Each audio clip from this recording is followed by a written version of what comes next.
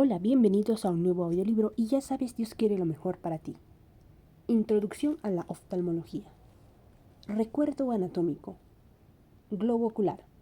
El globo ocular está constituido por tres capas: externa, formada por esclera y córnea; media, denominada uvea, constituida por el cuerpo ciliar y el iris en su parte anterior, y coroides en su parte posterior. Retina es la capa más interna. Asimismo, existe tres cámaras: la cámara anterior, delimitada por delante por la córnea y por detrás por el iris; la cámara posterior, entre el iris y el cristalino. Estas dos cámaras están comunicadas por la pupila y contienen humor acuoso. La cámara vítrea se sitúa por detrás del cristalino. Es la más voluminosa del ojo y contiene el gel vítreo. Capa externa. La capa externa está constituida a su vez por la esclera, la córnea y el limbo. Esclera es el soporte estructural del globo ocular y sirve de inserción a la musculatura extrínseca ocular. Está formada en la parte exterior por la epiesclera, muy vascularizada, y en la interior por el estroma, casi avascular y sin inervación. En su parte posterior presentan varios orificios que forman la lámina cribosa, por donde salen las fibras del nervio óptico, y alrededor de esta hay otros pequeños orificios para los nervios y las arterias ciliares posteriores. En el ecuador muestra agujeros para las venas vorticosas y por delante de las inserciones de los rectos para las arterias ciliares anteriores. Córnea, unida a la esclera, es la superficie con mayor poder refractivo del ojo. Consta de 5 capas, organizadas de afuera adentro de la siguiente manera: epitelio, formado por 5 a 6 filas de células estratificadas; membrana de Bowman; estroma, supone el 90% del espesor corneal. Está formado por fibrillas de colágeno regularmente ordenadas embebidas en sustancia fundamental y por algunos queratocitos. Poseen terminaciones nerviosas libres y es avascular. Membrana de Descemet. Endotelio. Monocapa de células poligonales con escasa actividad mitótica, pero sí con capacidad de hipertrofiarse, encargadas de mantener deshidratada la córnea. La córnea presenta función óptica y de protección. Limbo es la zona de transición entre la córnea y la esclera que contiene las estructuras responsables del drenaje del humor acuoso, trabeculum o malla trabecular, situado en el ángulo irido-corneal mediante el cual pasa el humor acuoso hasta el canal de Schlemm, que rodea la circunferencia externa de la cámara anterior, llegando finalmente a los canales colectores de las venas epiesclerales. En la cara externa del limbo se encuentran las células madre del epitelio corneal. Recuerda, de las dos lentes existentes, córnea y cristalino, la córnea es el más potente. Capa media o uvea. La capa media o uvea está constituida por la uvea posterior o coroides y por la uvea anterior. Uvea posterior o coroides es un manto vascular situado entre la esclera y la retina que se extiende por delante hasta el cuerpo ciliar. Contiene abundantes melanocitos. Está formado por la capa externa, que es la de los grandes vasos coroideos, y la parte más interna, que se denomina corio capilar y garantiza la nutrición del tercio externo de la retina. La membrana de Bruch es el límite interno de la coroides, que separa la corio capilar del epitelio pigmentario retiniano. Uvea anterior está constituida por el cuerpo ciliar y el iris. Cuerpo ciliar está compuesto por el músculo ciliar, fibras musculares lisas radiales y circunferenciales que hacen posible la acomodación del cristalino, y la porción epitelial formada por la pars plana posterior y la pars plicata o procesos ciliares responsables de la producción del humor acuoso. Iris, constituido de un estroma laxo con células pigmentarias y musculares lisas, rodeado de 2 epitelios anterior y posterior o pigmentario. De este último proceden los melanocitos que van a emigrar al resto del iris durante los primeros meses de vida. La abertura en la parte central del iris es la pupila. El diámetro pupilar va a depender de la doble inervación vegetativa que reciben los músculos del iris: el simpático, que inerva el dilatador del iris, midriasis, y el parasimpático, que lo hace al esfínter del iris, miosis. Capa interna o retina. La función de la capa interna es transformar la luz en un impulso nervioso. Consta de 10 capas que de afuera hacia adentro están organizadas de la siguiente manera. 1. Epitelio pigmentario. 2. Fotorreceptores. 3. Membrana limitante externa. 4. Granulosa externa. 5. Plexiforme externa. 6. Granulosa interna. 7. Capa plexiforme interna. 8. Capa de células ganglionares. 9. Fibras del nervio óptico. Y 10. Membrana limitante interna. Topográficamente, la retina puede dividirse en las siguientes partes. Ora serrata. Terminación anterior de la retina sensorial de bordes festoneados a 5 milímetros del limbo. Retina periférica. Área de predominio de bastones. Retina central de unos 6 milímetros de diámetro situado en el polo posterior, en cuyo centro está la mácula. En el centro de la mácula está la fóvea, donde solo existen conos. Es la zona de máxima visión. Fóvea. En esta localización solo hay conos y la mayor parte de las capas internas de la retina se apartan para que las puedan estimular directamente los fotorreceptores. Por esta misma razón, la fóvea es avascular, se nutre directamente de la coroides. Recuerda, la retina tiene 10 capas. Los fotorreceptores, conos responsables de la visión discriminativa y del color, bastones discriminan entre la luz y la oscuridad, constituyen la capa número 2. Contenido del globo ocular. El globo ocular está formado por cristalino, lente biconvexa transparente avascular y carente de nervios. Consta de cápsula o cristaloides, corteza y núcleo, formados por fibras que son células del epitelio que han perdido su núcleo y de epitelio cristalineado detrás de la cápsula anterior. Es una capa de células que permite el crecimiento del cristalino durante toda la vida. En su ecuador, las células pierden el núcleo y las organelas y se transforman en fibras, permitiendo la transparencia.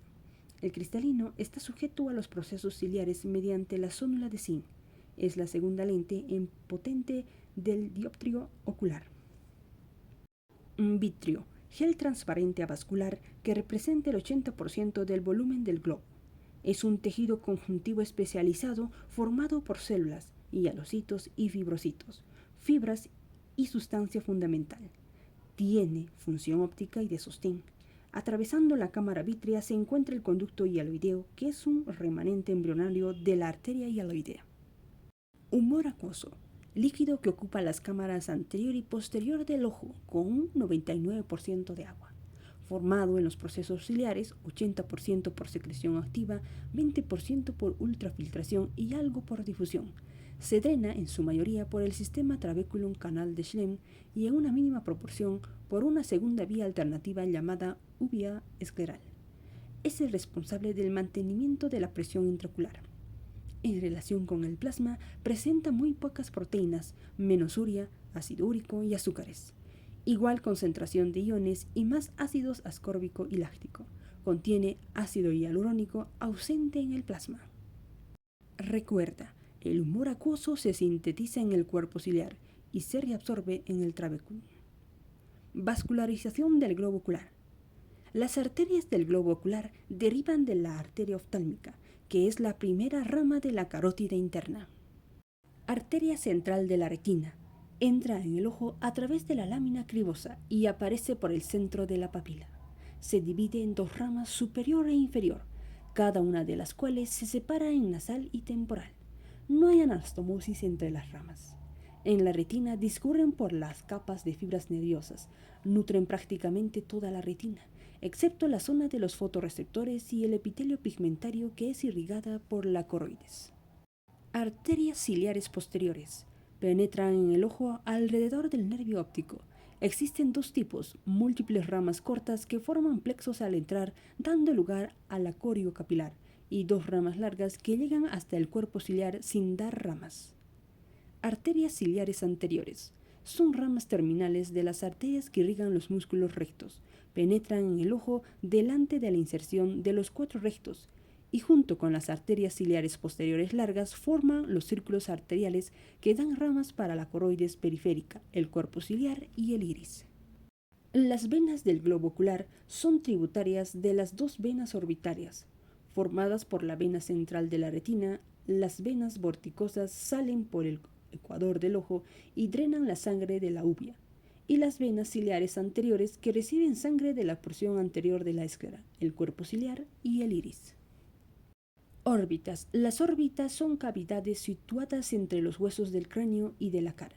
Cada una de ellas está ocupada por grasa, vasos orbitarios. La vascularización de la órbita depende de las ramas de la arteria oftálmica, que es a su vez la primera rama de la arteria carótida interna. En su recorrido, la arteria oftálmica atraviesa el agujero óptico y da ramas para los músculos extrínsecos, para los senos etmoidales, la nariz, los párpados, la frente y la glándula lacrimal y la arteria central de la retina y las arterias ciliares.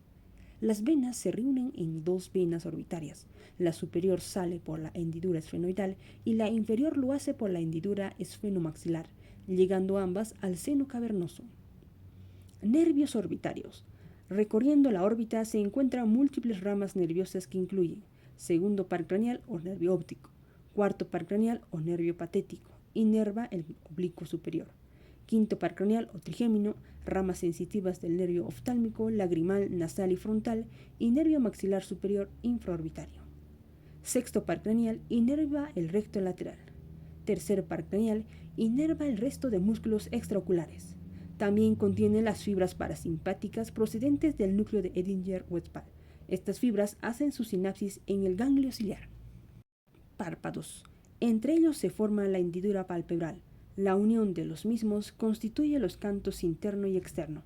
A unos 6 milímetros del canto interno se encuentra el tubérculo lacrimal, que divide el borde en su porción interna, sin pestañas, que alberga el punto y el canalículo lacrimal y una porción externa ciliar cubierta de pestañas.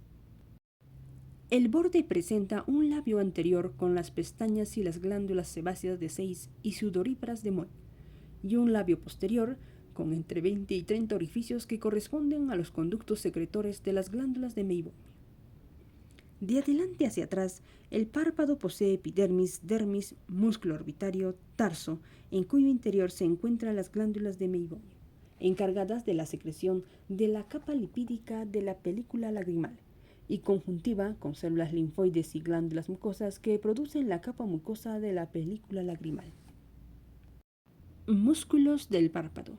Los músculos del párpado son los siguientes: orbicular, inervado por el séptimo par craneal y está compuesto por fibras concéntricas a la hendidura palpebral, cuya acción es cerrar los párpados. Elevador del párpado superior, ya comentado, con inserciones a nivel de la cara anterior del tarso y de la piel, donde se forma el surco palpebral superior. Músculo de Muller, va desde el elevador del párpado hasta el borde superior del tarso. Ayuda a la elevación del párpado y mantiene su tono. La inervación simpática de esta estructura muscular explica por qué en el síndrome de Horner aparece eptosis palpebral. Aparato lagrimal.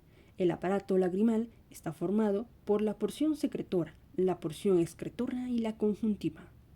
Porción secretora, constituida por glándula lagrimal principal, situado en la porción anterolateral del techo de la órbita, en la fosa lagrimal. Es la responsable de la secreción lagrimal reflejo acuosa. Su estímulo se origina en el núcleo vegetativo lágrimo-muconasal, siendo transportada por el nervio petroso superficial mayor, rama del facial, pasando por el ganglio esfenopalatino hasta llegar a la glándula lagrimal. Glándulas lagrimales accesorias, situadas en la conjuntiva y cada una de ellas con una secreción específica. Las células caliciformes secretan la capa mucosa de la película lagrimal.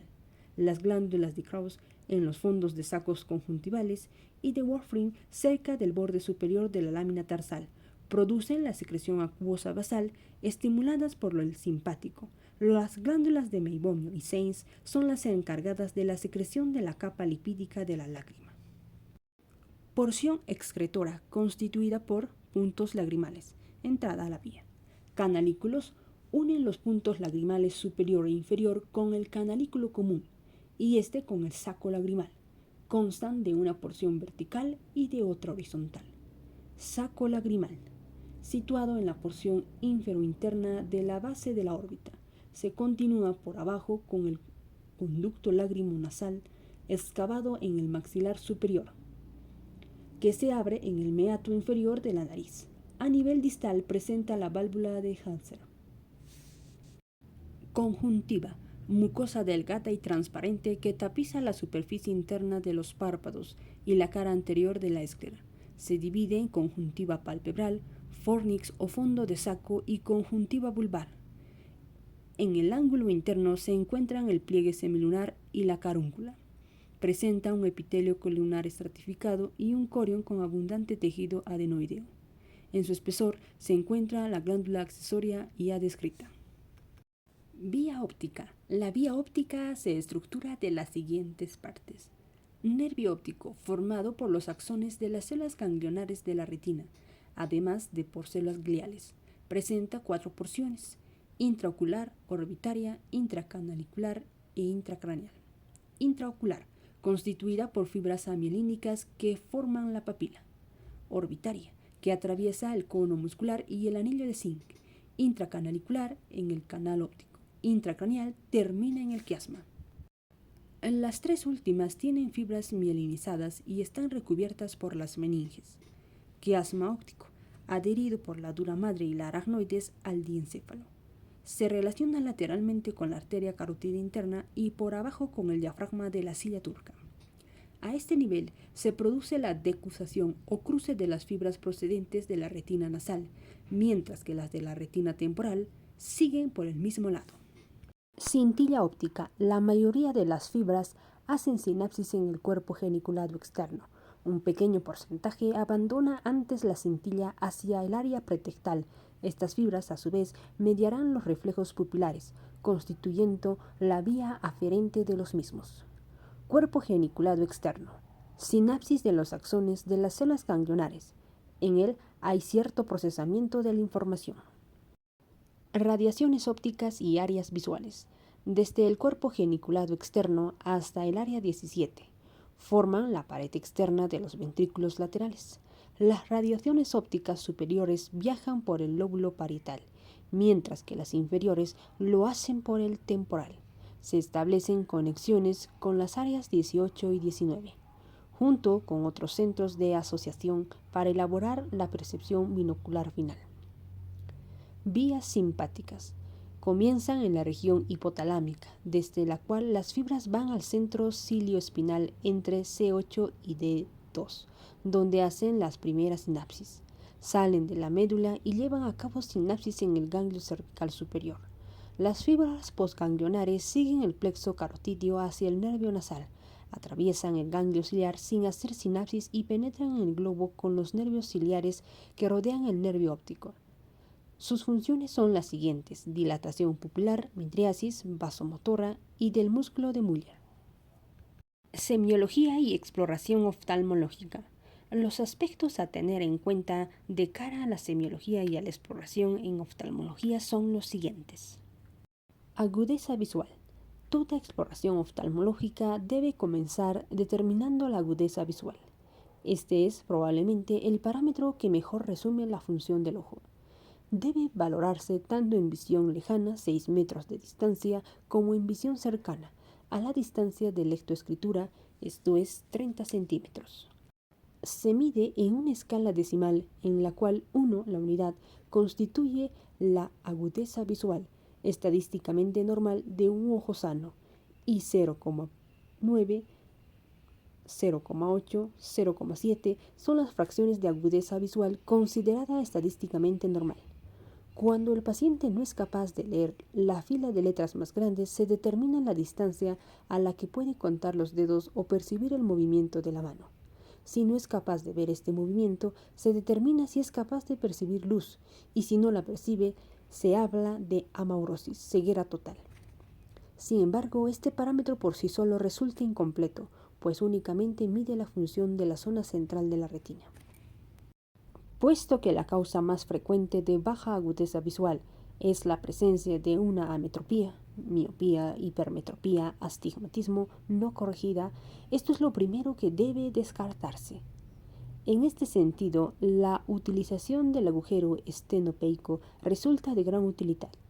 Si el paciente mejora su agudeza visual al mirar a través del estenoveico, la causa de la baja agudeza visual es un defecto de refracción no corregido. Biomicroscopía. Lámpara de hendidura. Es un dispositivo constituido por una fuente de luz acoplada a un microscopio que permite hacer una biopsia en vivo de las estructuras que constituyen el polo anterior del ojo. De ahí el nombre de biomicroscopía. Se valorará la transparencia de la córnea y del cristalino, la profundidad de la cámara anterior y la presencia de posibles lesiones en el iris. El uso de colirio de fluoresceína resulta muy útil para teñir posibles úlceras corneales. Este colorante tiene afinidad por el colágeno y por eso se va a depositar en las zonas desepitelizadas. Recuerda, un sujeto con retinosis pigmentaria o glaucoma puede tener una agudeza visual 1 con un campo visual muy deteriorado. Presión intraocular. Se suele medir utilizando un tonómetro de aplanamiento. Resulta importante su valoración en los pacientes con glaucoma. Además, de forma sistemática, a partir de los 40 años, la población sana debe someterse a una tonometría anual con el fin de detectar precozmente esta enfermedad. Recuerda, el glaucoma crónico es una enfermedad muy frecuente y su detección y tratamiento precoz modifican de forma importante el curso de la misma, por lo que deben someterse a los individuos sanos a programas de cribado. Motilidad ocular intrínseca pupilar.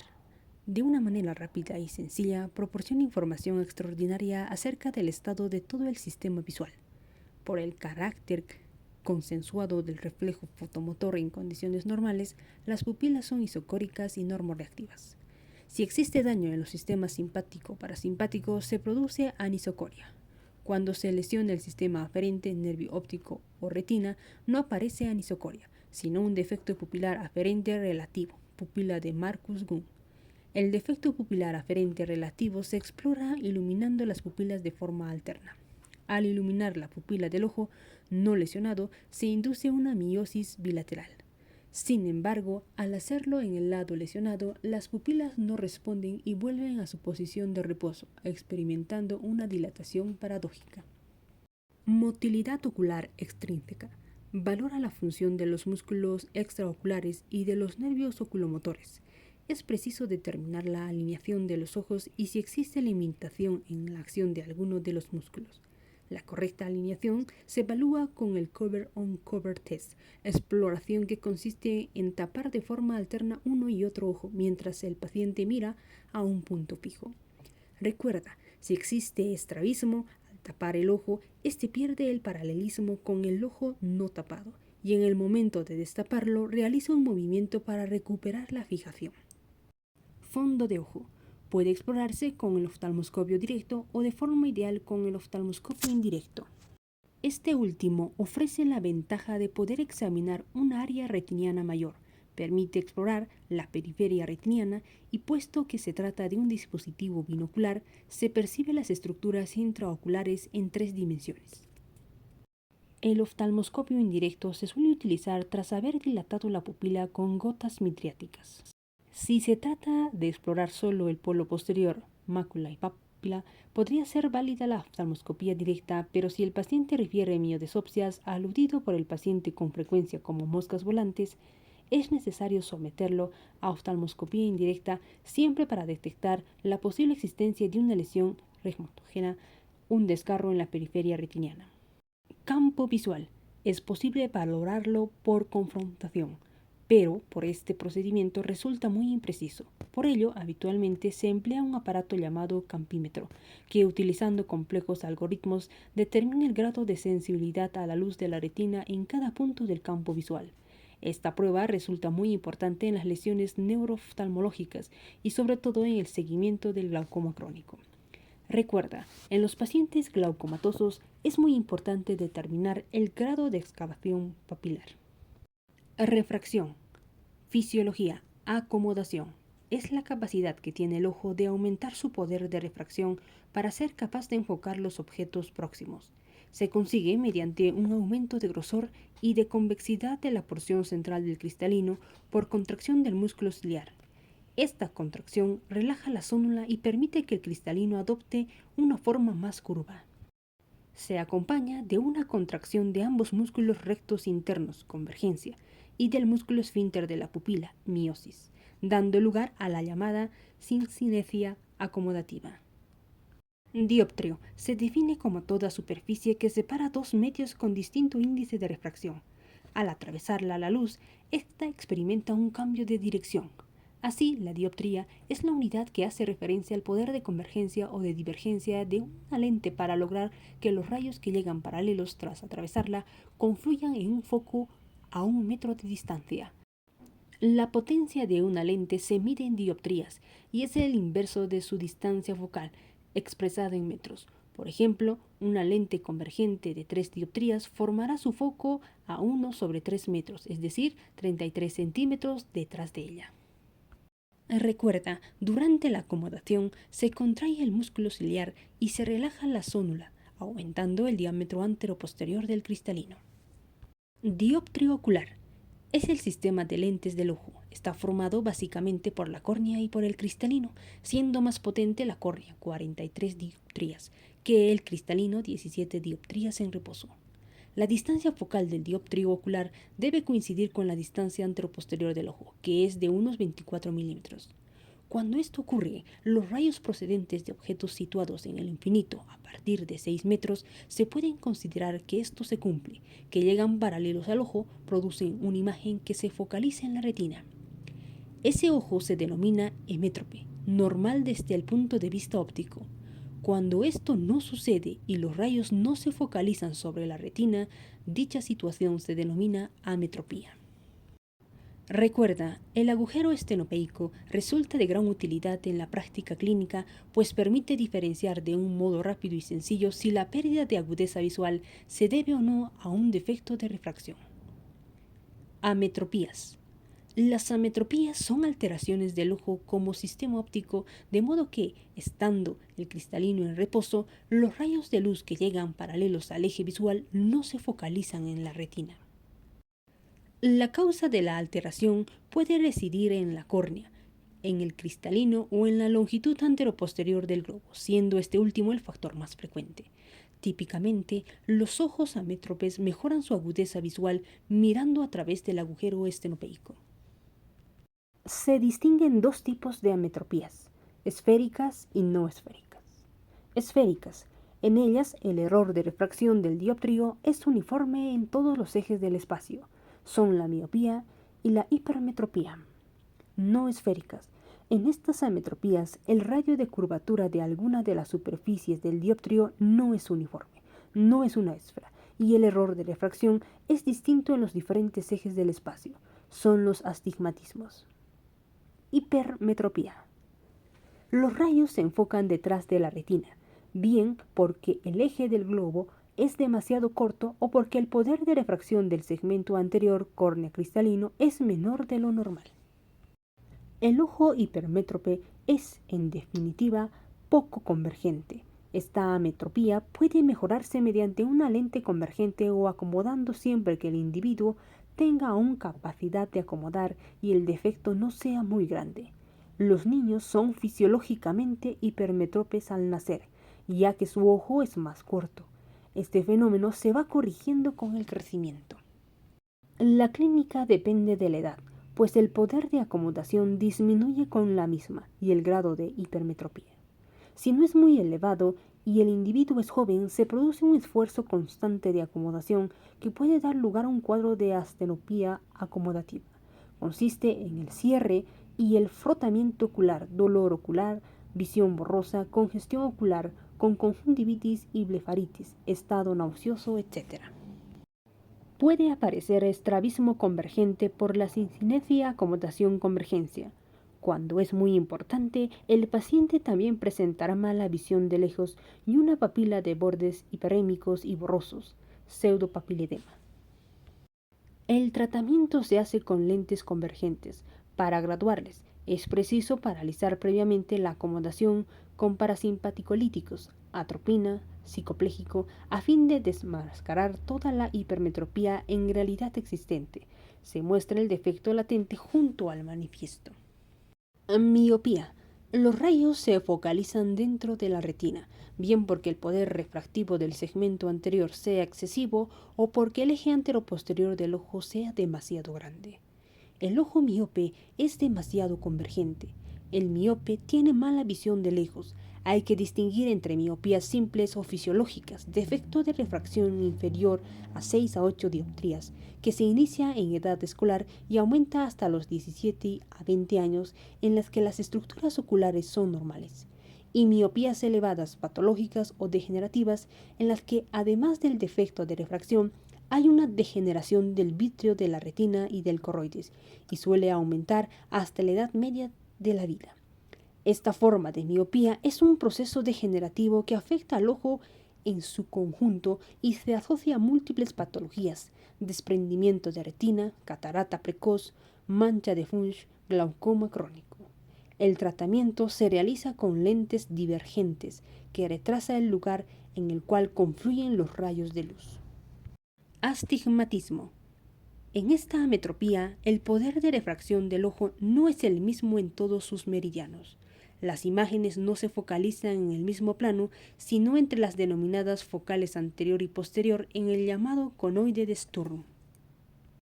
Aunque puede ser debido a una alteración de cualquiera de los dioptrios oculares, generalmente su causa es por una diferencia en la curvatura de los meridianos corneales, sobre todo de su superficie anterior.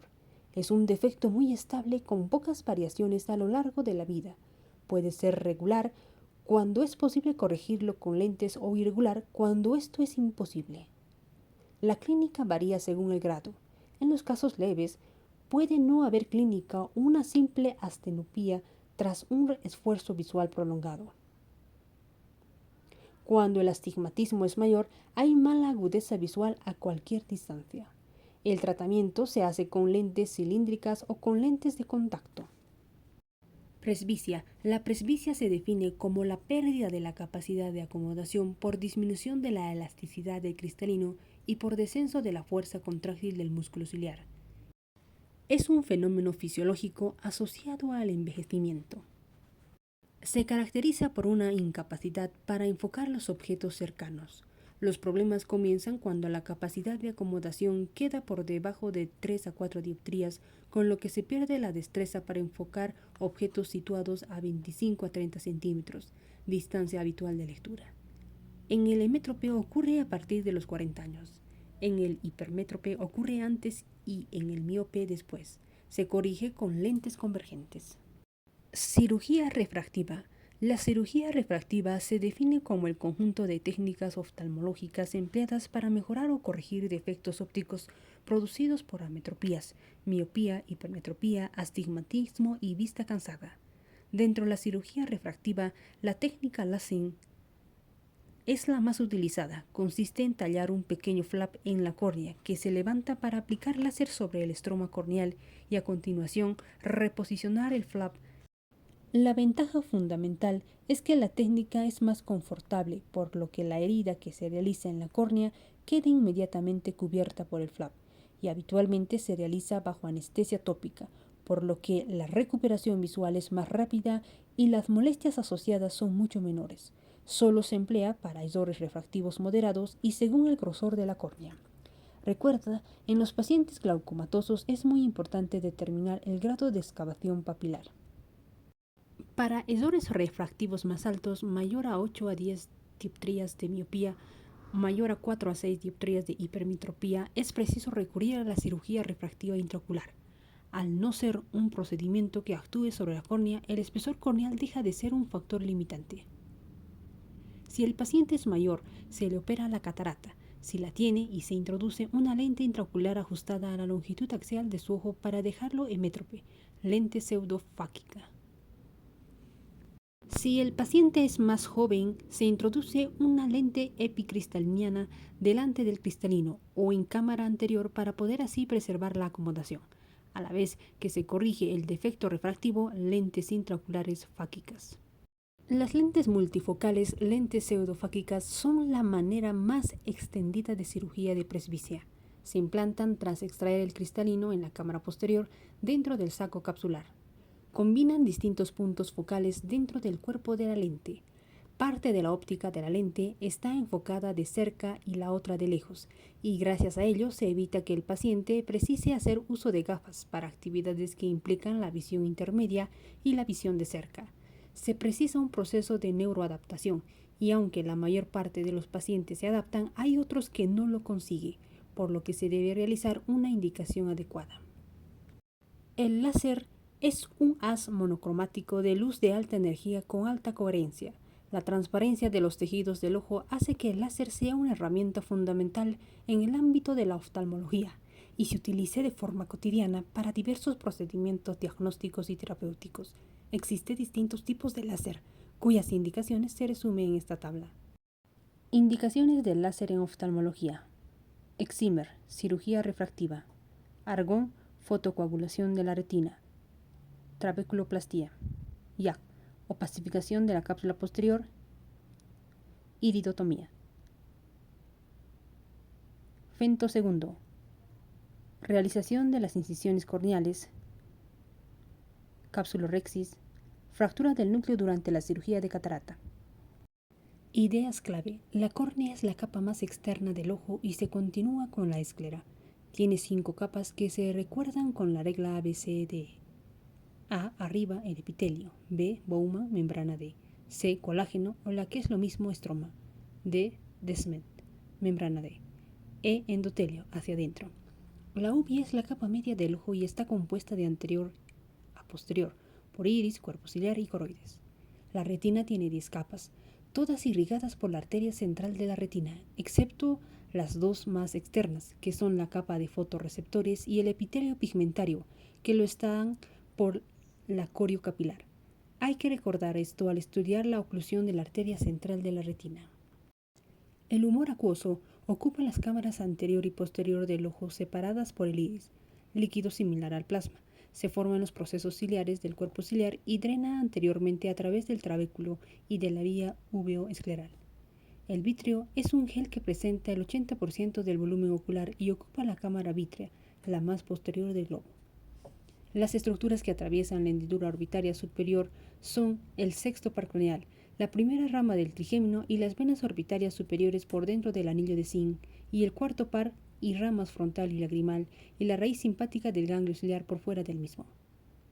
Dicho anillo es el origen de la musculatura extraocular